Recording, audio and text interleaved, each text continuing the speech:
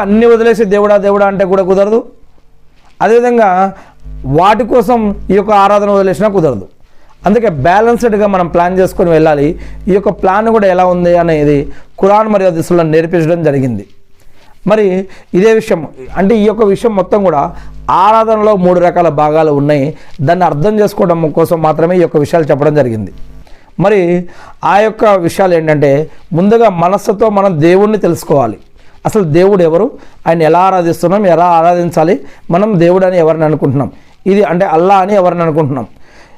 మరి ఒక చెట్టుని అల్లా అనుకుంటున్నామా, ఒక పుట్టని అల్లా అనుకుంటున్నామా, లేదా అంటే ఒక మట్టిని అల్లా అనుకుంటున్నామా, లేదా ఒక దర్గాని అల్లా అనుకుంటున్నామా, ఒక బాబాని అల్లా అనుకుంటున్నామా, ఎవరిని అల్లా అనుకుంటున్నాం. మరి ఒక ఫోన్ని, ఒక టీవీని, ఒక బొమ్మని ఎవరిని అల్లా అనుకుంటున్నాం. మరి ఇక్కడ అల్లాహ్ సుబ్హానహు వ తఆలా ఖురాన్లో సూరా ఇఖ్లాస్లో కూడా మరి చెప్పడం జరిగింది. అల్లా అంటే ఆయన సృష్టి, అంటే దేవుడు అనేవాడు ఆయన ఒకే ఒక్కడు, ఆయన ఇద్దరు కాదు, ఆయన ముగ్గురు కాదు, ఆయన లాంటిది ఏదీ లేదు, ఆయన ఎవరికి పుట్టలేదు, ఆయన ఎవరిని కనలేదు.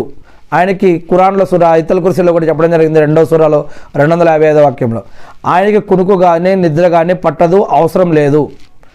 మరి ఆయన ఎప్పుడు జీవించి ఉంటాడు, ఎప్పుడు బ్రతికే ఉంటాడు. ఆయన సింహాసనం 7వ ఆకాశం మీద అర్ష్ అనే ఒక పీఠం పైన ఆయన యొక్క సింహాసనం ఉంది. ఆయన అక్కడి నుండి తన యొక్క పవర్ తోటి, తన యొక్క మరి జ్ఞానంతో ఈ యొక్క మొత్తం విశ్వాన్ని ఆయన ఆవరించి ఉన్నాడు అని చెప్పడం జరుగుతూ ఉంది. ఇంకా ఇలా ఆయన మనం పిలిస్తే కనుక మన యొక్క కంఠ స్వరానికి అంత దగ్గరగా ఆయన ఉన్నాడు. మనం మనసులో ఆలోచించేది, మనం మాట్లాడేది, మనం చూసేది, మనం చేసేది, చేయబోయేది, చేయాల్సింది అన్నీ చేసినవి అన్నీ కూడా ఆయన తెలుసు, ఆయన వింటున్నాడు, ఆయన చూస్తున్నాడు, ఆయన నమోదు చేస్తున్నాడు అని అందులో ఖురాన్లో ఈ యొక్క వాక్యాలన్నీ కూడా చెప్పబడ్డాయి. ఏదేమైతేనేమి మరి ముందుగా ఆ దేవుడు అనేవాడిని మనం అల్లా అనేవాడిని మనం గుర్తించాలి.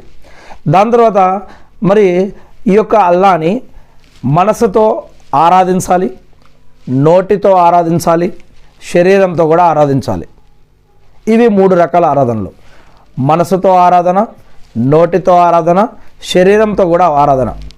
ఉదాహరణకి మనసుతో ముందుగా ఆయన విశ్వసించాలి, ఒప్పుకోవాలి. రెండవది, నోటితో మన అవిశ్వాస పదాలు పలకకూడదు, ఆయనకు వ్యతిరేకంగా మాట్లాడకూడదు, ఆయనని కించపరుస్తూ మాట్లాడకూడదు. ఇంకోటి, ఆయన చెప్పిన ఆజ్ఞల ప్రకారం మన యొక్క నోటితో చేయాల్సిన పనులు చేయాలి.